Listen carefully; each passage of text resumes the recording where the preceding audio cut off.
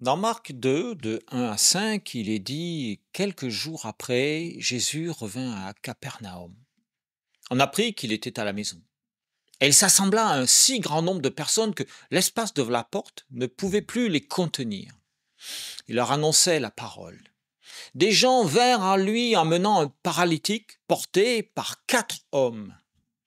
Comme ils ne pouvaient l'aborder à cause de la foule, ils découvrirent le toit de la maison où il était et ils descendirent par cette ouverture le lit sur lequel le paralytique était couché.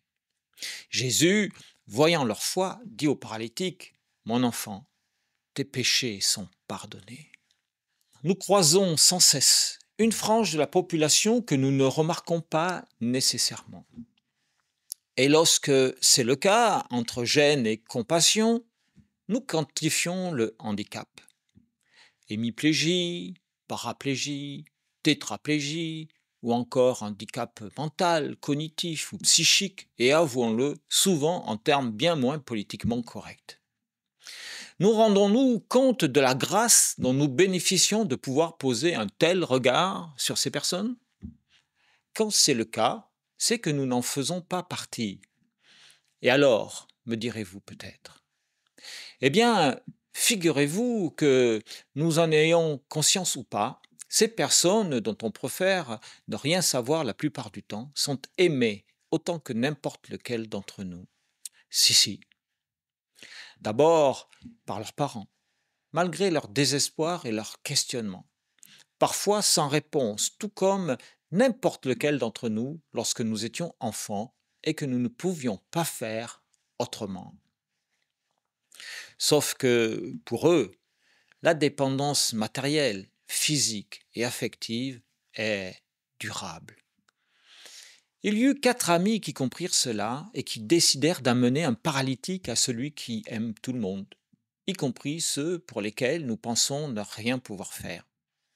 Vous voyez, Dieu a pourvu ce malade non pas d'1 ou 2 amis, mais de 4, gage de stabilité et d'équité de traitement, car il fallait que, dans sa peine, il conserve la dignité de l'alité et non pas de celui que l'on traîne ou que l'on soutient maladroitement.